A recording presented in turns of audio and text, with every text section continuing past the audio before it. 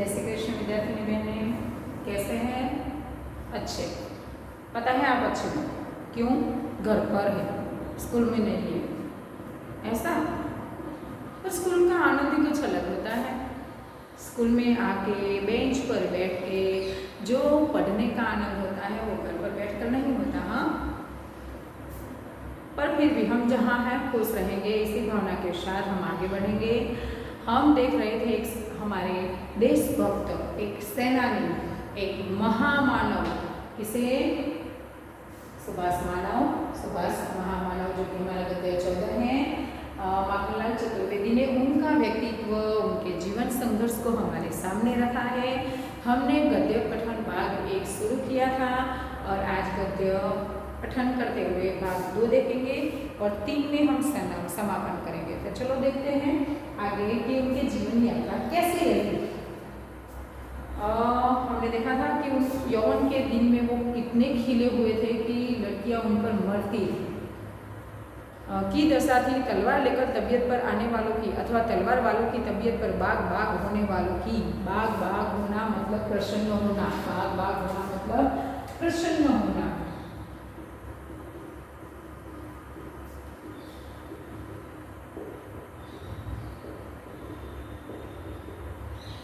लोग उनको देखते ही खुश हो जाते हैं। उनका व्यक्तित्व, उनकी सुंदरता भी इतना सुंदर था। तुम्हारे आसपास नहीं, तुम्हारे पास बेदाग बहादुरी मानो अनदेखा सा अनहोना बनकर देखने वालों को अचंभे के जादू बुरे उल्लास बांटती रहेगी। और बंगाल वह तो मानो, क्योंकि बंगाल थे, बंगाल तो आप पर बहुत गर्व करता था। आपके आसपास ही नहीं, तुम्हारे पास बेदाग बहादुरी थी, इतनी बहादुरी कि उस पर कोई शंका नहीं। ऐसी बहादुरी बेदाग, यानी कि उसमें कोई दाग नहीं था। अनदेखा सा अनहोना बनकर फिर भी तुम मानो कुछ नहीं देखते, कुछ नहीं जानते, ऐसे फिरते, पर तुम सबके अंदर उल्लास यानी खुशियाँ बांटते घूमते थे। और बंगाल तो मानो कि नैनों के बगल में तुम्हें सहनों से बुला देंगे, पलकों की चिक डाल पिया को पुतली पर सुला देंगे। तुम्हें तो अपने पलकों में रखते थे कि पलकों से तुम चले ना जाओ, बस तुम्हें प्यार से सुलाएंगे। तुम्हें इतना प्रेम करते थे बंगाल वाले। तो बिना कहे करती रहती है, अपनी कीमत अमीरों से भी अधिक पुतले वाला प्रेम बोलता नहीं है ना। बड़े महंगे मोलों की थी तुम्हारी मनमोहनी मरण लगती मस्ती। तुम्हारी मस्तियाँ थी, तुम पर सब मर जाते थे, मरने को जी होता था। तुम्हारी मस्ती इतनी बिंदास थी। और मानो कि महंगे मोलों की, बड़े बड़े मूल्य भी न चुका सके ऐसी मस्ती के लिए कोई, ऐसी महामूल्य तुम्हारी मस्ती थी। कोई अमीर भी इतना प्रेम जिसके अंदर नहीं भरा, इतना प्रेम तुम्हारे अंदर भरा था। बिना कहे भी तुम्हारा प्रेम अपने आप प्रकट हो जाता था। ऐसा प्रेम प्रकट करने वाले तुम्हारी मस्ती प्रशंसा करने लायक थी। बंगाल के लाडले तुम अपने आप क्रांति पर नहीं आए, तुम अपने आप पर इस क्रांति के पथ पर, क्रांतिकारी थे ना वो, तो क्रांति के मार्ग पर तुम अपने आप नहीं आए, तुम्हें खोजा था प्रबुद्ध लोगों में देशबंधु दास ने कि सुभाष बाबू को क्रांति के मार्ग पर कौन लाया, उन्हें क्रांतिकारी बनाने वाले कौन थे? देशबंधु। देशबंधु एक व्यक्ति थे जिन्होंने इन्हें खोजा कि ये व्यक्ति तो क्रांतिकारी बनने के लायक है, सच्चा देशभक्त बन सकता है। तो तुम अपने आप नहीं आए थे इस क्रांति के मार्ग पर, तुम्हें खोजा गया था। किसने खोजा था? देशबंधु जी ने। प्यार करने वाला और खोजने वाला मानो सब निहाल हो उठे। तुम्हें प्यार करने वाले भी अपने आप को धन्य मानते थे और तुम्हें खोजने वाला व्यक्ति भी अपने आप को धन्य मानता था।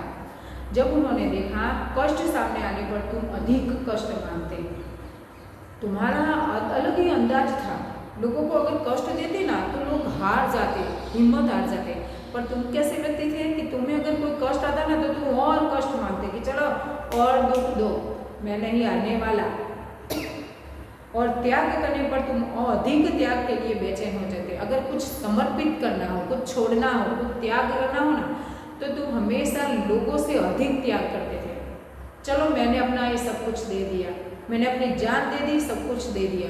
त्याग में तुम आगे रहते थे और कष्ट में कभी हारते नहीं थे। तुम कष्ट को जोड़ते और त्याग को गुणित करते। जोड़ना मतलब सरवारो। तुम त्याग को जो कष्ट को जोड़ते थे, सरवारो कहते हैं ना, प्लस करते हो, और त्याग को गुणित करते थे, गुणाकार जिसे कहते हैं, कि तुम हमेशा बहुत त्याग किया है तुमने, अपने जान को भी अपने तुमने त्यागा है, अपनी हर इच्छा को छोड़ दिया, अपने आप को देश के लिए कुर्बान कर दिया। तुम त्याग में तो गुणित करते थे। रहस्य मानो तुम्हारा स्वरूप ही नहीं, स्वभाव ही था। तुम ये सब क्यों करते थे किसी को पता नहीं, क्योंकि रहस्य तो खुद तुम नहीं थे, तुम्हारा स्वभाव ही ऐसा बन गया था। तुम्हारी जीवन यात्राएं सदा विचित्र रही। सुभाष की जीवन यात्रा हमेशा क्यों ऐसी रही? विचित्र। तुम चले थे ICS का इम्तहान देने। ICS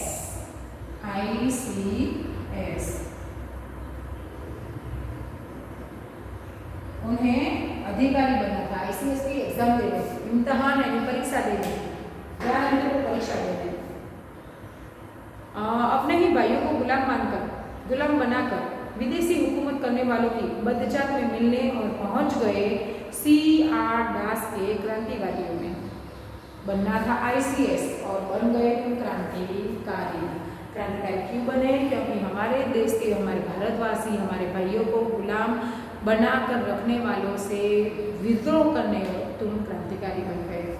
जहाँ अपने ही भाइयों को जन देवता मानकर उनकी पूजा की जाती है, मानव रक्त का टिकट लेकर देश सेवा के अग्निपथ में स्वर्ग पहुंच गए। तुमने तो रक्त का यानी लहू का टिकट ले लिया और मानो देश सेवा की अग्निपथ, क्योंकि ये पथ सरल नहीं था, क्रांतिकारी का पद मार्ग कार्य सरल नहीं था, पर फिर भी तुम निकल पड़े अग्निपथ पर। इसी तरह तुम प्रस्तुत थे देशभक्तों के साथ किसी ब्रिटिश जेल में युद्धकाल बिताने के लिए। तुम्हें जेल भी हुई क्योंकि तुम अपने देश के लिए लड़ रहे थे, तो अंग्रेजों ने तुम्हें विदेश में जेल में भी डाला था और पहुंच गए युद्ध के बीचों बीच ब्रिटेन के शत्रुओं को मित्र बना। तुमने फिर क्या किया? दुश्मन का दुश्मन क्या होता है? हमेशा दोस्त होता है। तो तुमने क्या किया? ब्रिटेन के जो शत्रु थे उन्हें तुमने मित्र बनाया। हमारे दुश्मन का दुश्मन हमारा मित्र हो जाता है और दोनों मिलकर इस दुश्मन को मारते हैं। तो तुमने, ब्रिटेन हमारा दुश्मन था और उसका शत्रु, वो उसे तुमने मित्र बनाया। युद्ध की सेना का सिपाह सालार और भारतीय स्वतंत्र के प्रथम वाइसरॉय कहलाए। फिर मित्र राष्ट्रों के जीतने पर अपने सिपाहियों से विदा लेकर तुम चले थे किसी सुरक्षित स्थान की ओर, जहाँ से तुम ब्रज की शक्ति बनकर भारतीय राष्ट्र के शत्रुओं को मजा चखा सको। और विमान टूटने से तुम पहुंच गए अनंत लोक में, जहाँ देवता तुम पर पुष्प वर्षा करें। गरजिया कि जीवन के यात्रा पथ में तुम्हें मन जीते से बड़ा प्रभु जी का मिलता रहा। तुम्हें अपनी मर्जी से मिला ना, उससे तो ज़्यादा तुम्हें प्रभु की मर्जी का मिला। अब देखते हैं कि तुम वायरस बनने चले। तुम मित्र राष्ट्रों को जीतकर, मित्र हमारे आसपास के राष्ट्रों को जीतना और उनके सिपाहियों से फिर विदा हो लिया कि चलो अब मैं जाता हूँ, और अचानक तुम्हारी विमान यात्रा शुरू हुई और विमान टूट जाता है। तुम आ रहे थे हमारे देश में, पर तुम चले गए ऐसे अनंत लोक में कि कहीं से वापस नहीं आए। तुम पर पुष्प वर्षा खुद भगवान ने की। भगवान भी तुम पर फूल पुष्प बरसाए, इतना सुंदर काम तुमने किया था। जीवन पथ भी तुम्हारा संघर्षमय रहा। तुम्हारा जीवन पथ, तुम्हारा जीवन कभी सरल नहीं रहा। अनेक संघर्ष आए तुम्हारे जीवन में। देश बंधु देवलोकवासी हुए तब बंगाल का नेतृत्व तुम्हें प्राप्त न था। देश प्रिय सेनगुप्त ने संघर्ष हुआ, ऐसा संघर्ष जिनमें तुम्हें पछाड़ मिली मतलब हार मिली। देश बंधु जी तुम्हें खोज कर लाए थे क्रांति मार्ग में, वो तुम्हें सिखाते थे, पर उनका स्वर्गवास हो चुका। फिर तुम्हें इस क्रांति के मार्ग पर खुद आगे बढ़ना था। तुम्हें बंगाल का नेतृत्व प्राप्त करना था, पर नहीं मिला। देश प्रिय सेनगुप्ता से तुम्हारा संघर्ष हुआ, जिसमें तुम हार गए। कांग्रेस के अखिल भारतीय पथ में तुम्हारे सामने जवाहर थे, फिर तुम कांग्रेस के जो भारतीय पथ में थे जवाहर, उनके सामने तुम आए। क्रांतिकारियों का दल, बंगाल का दल और भारी हलचल के बाद भी गांधी जी और मोतीलाल जी के सम्मिलित बल के सामने तुम छोटे पड़ गए। तुम्हें पुनः कलकत्ता कांग्रेस से में ठोकर मिली। फिर तुम चुनाव में आगे बढ़े, लोक सेवा की, पर गांधी जी और जवाहर के सामने तुम पीछे आ गए। जब तुम स्विट्जरलैंड की रोग सैया पर पड़े स्वतंत्रता का स्वप्न चित्र बना रहे थे, तब तुमने देशवासियों को चेतावनी दी थी कि गांधी के नेतृत्व से दूर हट जाए। किंतु जब तुम लौटकर भारत आए, तब देशभक्त, नरीमन, डॉक्टर खरे और न जाने कौन कौन गांधी विरोधी तुम्हें स्वयं नष्ट करने पड़े। एक समय ऐसा था कि तुम स्विट्जरलैंड में थे, रोग सैया पर, बीमारी थी तुम्हें, और उस वक्त तुमने हमारे भारतीय लोगों को क्या कहा था कि गांधी जी से दूर रहिएगा, गांधी जी अच्छे व्यक्ति नहीं है। ऐसा तुमने स्विट्जरलैंड में बैठे बैठे कहा था, क्योंकि तुम अभी तक गांधी जी को पूरा जानते नहीं थे। पर जैसे ही तुम भारत आए और तुमने देखा कि गांधी जी तो अच्छे व्यक्ति है, तो गांधी जी के जितने भी विरोधी थे ना, उनका विरोध किया तुमने कि भाई गांधी जी अच्छे व्यक्ति है, गांधी जी का विरोध मत करो। और गांधी के आशीर्वादों से भरी हरिपुरा कांग्रेस के सभापतित्व की गादी वह राष्ट्रपतित्व तुमने स्वयं गांधी और वल्लभ भाई और गांधीवादियों के हाथों ग्रहण की। फिर गांधी जी के आशीर्वाद से तुमने एक जो है गांधीवादियों की एक गादी हासिल की, सभापतित्व की। इसमें भी कौन हारा, तुम या गांधी? क्योंकि गांधी जी से मिलने के पहले तुम जीते नहीं थे, पर गांधी जी के मिलने के बाद तुम जीते। अब बताओ, इसमें कौन जीता, तुम या गांधी?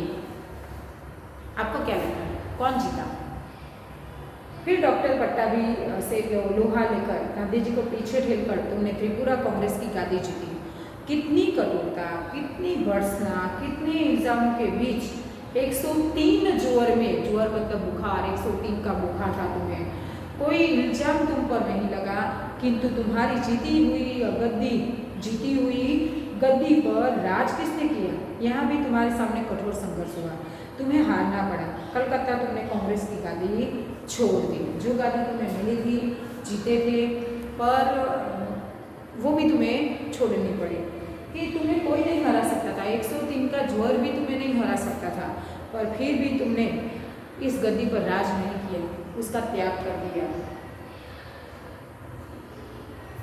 वह भी एक दिन था, तुमने सोचा, तुमने ठाना, तुमने शुरू किया कि कांग्रेस जैसी एक समानांतर बलशालिनी संस्था का निर्माण करोगे और मेल किया श्री फजलुल हक के से, जो तुम्हारे बाद लीग के जहर से बंगाल को भूखा मारने और दंगों में भून डालने से में ही सफल हुआ। कि तुमने सोचा था, तुमने ठाना भी, एक निश्चय किया था कि कांग्रेस जैसी एक बलशालिनी एक दूसरी संस्था में बनाऊंगा। तुमने शुरू भी किया। तुम किससे मिले कि फजलुल हक से मिले।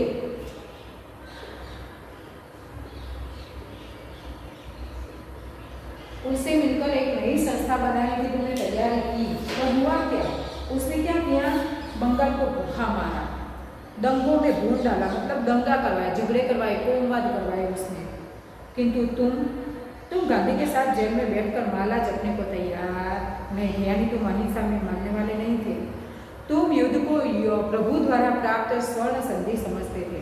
तुम ये मानते थे कि युद्ध तो होना ही चाहिए अपने हक के लिए, वो तो प्रभु का प्रसाद है, और भारतीय आज़ादी के लिए उसका उपयोग करने के लिए इतने निश्चित थे कि प्राण जाए तो भी तुम इस अवसर को नहीं छोड़ने के लिए तैयार नहीं थे। ऐसे निश्चय के लोगों के भाग्य में फूलों की सैया कभी नहीं रही होती। उनके गले में पड़े फूलों के हार विश्व के सुगंधायमान अस्तित्व के क्षमता से सिवा और क्या व्यक्त करते हैं कि तुम तो अपने प्राण छोड़ जाए पर इस अवसर को, जो युद्ध के अवसर को छोड़ना नहीं चाहते थे। तुम अंग्रेजों से युद्ध करना चाहते थे, और पर हर लोगों के भाग्य में ये नहीं होता फूलों की सैया। कभी कभी किसी को कांटों के सैया भी मिलते हैं। उनके गलों में फूलों के हार थे, विश्व के सुगंधायमान अस्तित्व की क्षणिकता के लिए और क्या व्यक्त करते थे। तुम्हारे पास नहीं थे सब। तुम देश के लिए मर मिटना चाहते थे, अपने प्राण का बलिदान देना चाहते थे, पर तुम्हारे पास फूलों की सैया, फूलों के हार नहीं थे, दूसरों के पास थे। इतना सारा समर्पण करने के बाद भी तुम्हें मिली हार, तुम्हें मिली पछाड़, तुम्हें हमेशा त्याग करना पड़ा। तुम्हारा जीवन रहा हमेशा संघर्ष में कि जवाहर गांधी के सामने एक बार हार चुके, फिर जब गांधी जी के आशीर्वाद लेकर आगे बढ़े तो जीते पर राज नहीं कर सके। फजलुल हक के साथ मिले पर उसने धोखा दिया और इस तरह तुम्हारे जीवन में एक संघर्ष आया। बस आज हम यहाँ तक देखते हैं। आप फिर से एक बार गद्य पढ़ेंगे और समझेंगे और सुभाष एक व्यक्ति कैसे हैं उन पर गर्व करेंगे ना। ओके, जय श्री कृष्ण।